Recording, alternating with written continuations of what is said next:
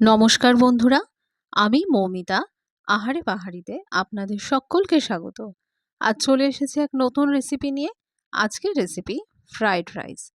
Fried rice বানানোর জন্য আমি সরু চালকে আধ ঘন্টা ভিজিয়ে রেখেছি। এখানে আমি 300 গ্রাম চাল ব্যবহার করছি। চালটা ভালো করে ধুয়ে নিয়েছি। ডেচকিতে জল গরম করতে বসিয়ে দিয়েছি। এবার এই গরম জলের মধ্যে আমি ধোয়া চালটাকে আস্তে আস্তে দিয়ে দিচ্ছি।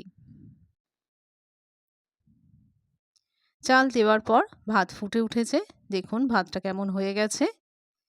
এখানে আমি 80% রান্না করব, বাকিটা ভাবেই হয়ে যাবে। পুরো সেদ্ধ করলে চালটা ভেঙে যাবে এবং গলে যাবে। ফ্যান গালিয়ে নিয়েছি, কড়াইতে সাদা তেল দিয়ে গরম করতে বসিয়ে দিয়েছি। এবারে আমি কয়েকটা সবজি ভেজে নিচ্ছি। এখানে রয়েছে বিনস, গাজর, ক্যাপসিকাম এবং বেল পেপার। সবজিগুলোকে তেলের মধ্যে আস্তে আস্তে ছেড়ে দিচ্ছি এবং হালকা করে ভেজে নেব। খুব বেশি পুড়িয়ে ভাজবো না।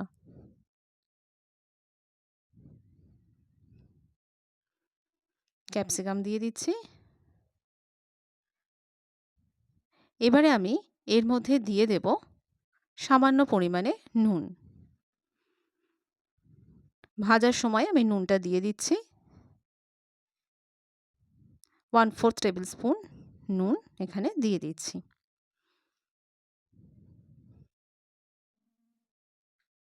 ভালো করে নুনটা নেড়ে নিচ্ছি।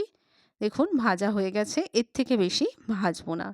এবার ভাজাটাকে কড়া থেকে তুলে নেব। ভাজাটা তোলা হয়ে গেছে।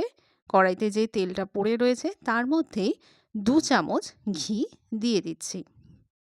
ঘিটা ভালো করে গলিয়ে নেব। দেওয়ার পর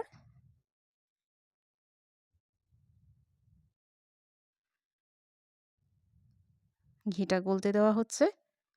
একটু নাড়িয়ে নিচ্ছি কড়ার চারপাশে।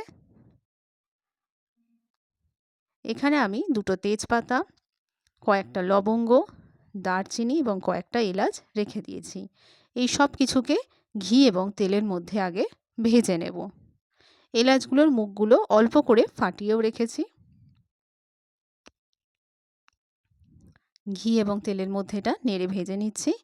এবার আমি দিয়ে দিচ্ছি ভাতগুলো। দেখুন কেমন ঝরঝরে রয়েছে। ভাতগুলো সব এর উপরে দিয়ে দিচ্ছি। একটু নাড়িয়ে নেব তেলের মধ্যে। এবারে উপর থেকে দিয়ে দিচ্ছি ভাজা সবজি। সবজির মধ্যেও যে তেলটা লেগে রয়েছে সেটা ভাতের সাথে মিশে গিয়ে ভাতটা আরও ঝরঝরে করে দেবে। এরপর আরেকটু নেড়ে নেব।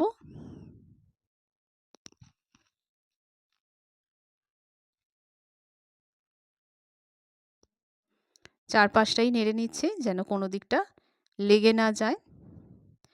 এরপর ওপর থেকে দিয়ে দিচ্ছি 1 টেবিল স্পুন নুন আর দিয়ে দেব চিনি। চিনিটা ওপর দিয়ে ছড়িয়ে দিচ্ছি চারদিক দিয়ে। 2 চামচ চিনি আমি এখানে ব্যবহার করছি, কারণ এটা একটু মিষ্টি মিষ্টি খাওয়া হয়। এবারে এই নুন আর চিনিটাকে ভালো করে রাইসের সাথে মিশিয়ে নিচ্ছি। চিনিটা ভালো করে গলিয়ে নিতে হবে।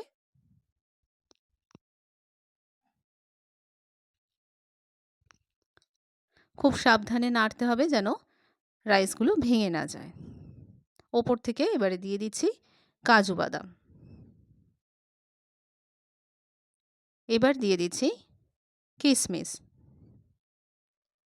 এগুলোকেও রাইসের সাথে মিশিয়ে নিচ্ছি। তবে খুব বেশি রাইসটা ভাজলে চালটা শক্ত হয়ে যাবে, খেতে ভালো লাগবে না। দেখুন কেমন ভেজেছি। আমার রাইস রেডি হয়ে গেছে। এবারে এটাকে আমি একটা বোলের মধ্যে তুলে নেব। আস্তে আস্তে তুলে নিচ্ছি এতে। দেখুন কেমন ঝরঝরে হয়েছে। তাহলে আপনারাও এভাবে বানিয়ে ফেলতে পারেন যে কোনো অনুষ্ঠানে। তাহলে আজকের মতো এটুকুই। আবার দেখা হচ্ছে নতুন একটা ভিডিওতে, নতুন একটা রেসিপি নিয়ে। আমার আজকের রান্নাটা কেমন লাগলো সেটা কমেন্ট সেকশনে জানাতে ভুলবেন না। আর এরকমই নিত্য নতুন ভিডিও পেতে আমার চ্যানেলকে লাইক, শেয়ার এবং সাবস্ক্রাইব করবেন। ধন্যবাদ।